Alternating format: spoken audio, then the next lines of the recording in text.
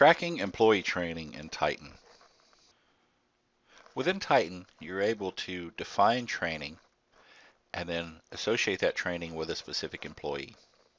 We're going to go to the business layer, we're going to administration, and we're going to select training.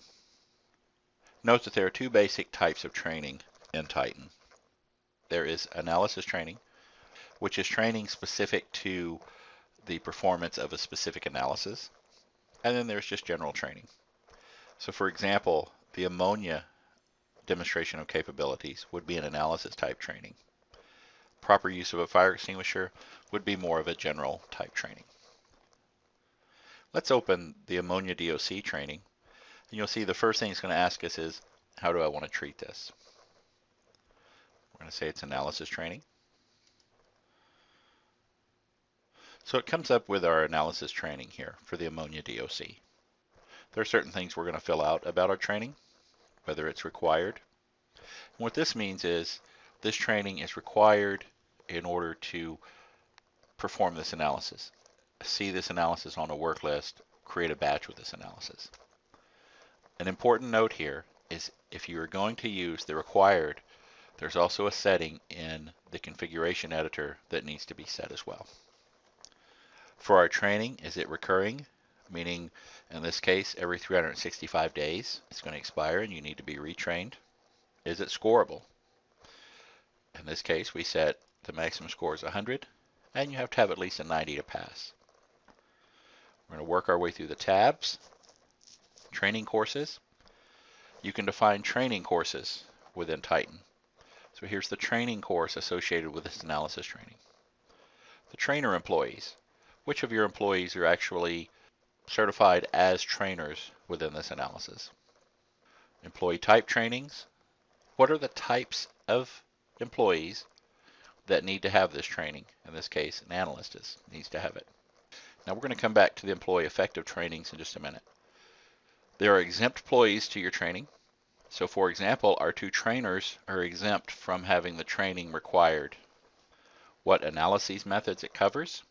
So our ammonia DOC training covers the ammonia and H3 analysis and the ammonia nitrogen free.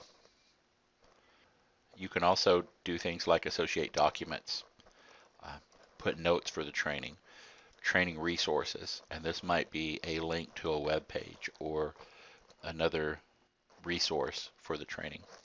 Now let's go back to employee effective training. Here's where you would list the employees that have had this training. In this case, Hank Arvia and Scott Chandler. Here's when they started it, completed it, the percentage complete, and their score. So these two employees are valid to run this analysis. This is from the analysis training side. Now let's go look at how you would assign this at an employee side. Once again, under the business layer, administration, we're going to go to the employees. We're going to find Hank Arvia, and it brings up his employee record.